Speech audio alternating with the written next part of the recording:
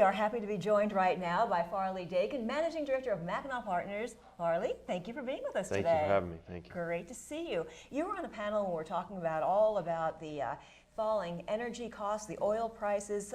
Before we get into all that, though, let's talk about Mackinac a little bit and your involvement with the firm. Mackinac Partners is a financial advisory firm headquartered in Bloomfield Hills, Michigan. I run the Dallas office in Texas, so we are closely monitoring this energy downturn in pricing. So, but generally, debtor-oriented firm, focused on financial advisory. Boy, has your job changed over the last couple of years, right, with the oil prices the way they are? It has. So. What's it like now for you? Well, there's still a lot of uncertainty around what the prices are going to do and what that really means to a lot of companies in the upstream space. Certainly, the service companies are getting very nervous. And we're starting to have conversations with a few of the companies about how they prepare for a prolonged downturn in the price of oil. What's interesting is that a lot of times financial experts will say, oh yeah, I kind of knew this was coming, but this is the first situation, I think, where everyone I talk to says, yeah, there was an indication that we were going to have this supply and demand issue, but not this soon and not this much. Is that your opinion as well?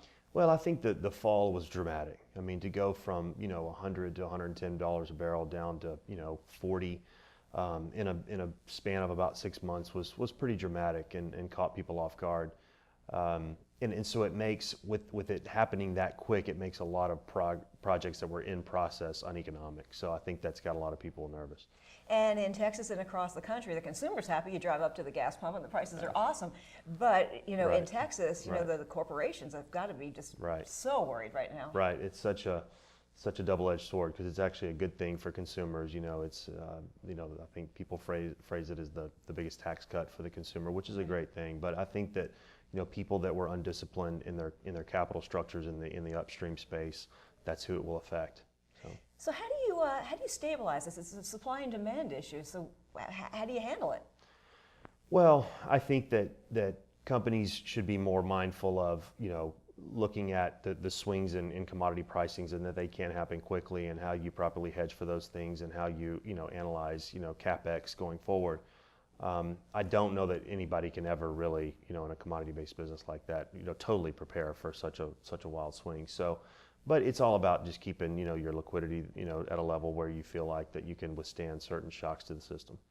Certainly the bigger corporations are probably going to be able to weather the storm, especially with great advice. But what about the smaller ones? Do you foresee acquisitions or just companies going by the wayside? I do. I think that it depends on which sector you're talking about. I think the service companies, there will be a lot of liquidations just because there's nothing really for them to do, and they don't have the hedges that are in the money, or at least income coming from production like some of the upstream companies do. But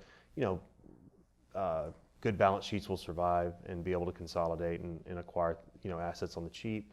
I think there's been a lot of capital formation around the space and the impending opportunities that it will provide. And I think that there will be companies that will just shut down and liquidate. So. And then on the flip side of that, are there opportunities for some of the bigger companies? Absolutely. I think that in the upstream space, you're only as good as the acreage you hold. So they're always looking to expand and have opportunities to expand their footprint and also diversify. Certain plays that they couldn't have gotten into before, for whatever reason, they'll now be able to find positions in those acres. Well, from an advising standpoint, it keeps life interesting. Sure, absolutely. Hopefully the stabilization will occur sooner than later, though. Right. Farley, great to talk to you. Thank you. Thanks for having me. Taking time. Yeah.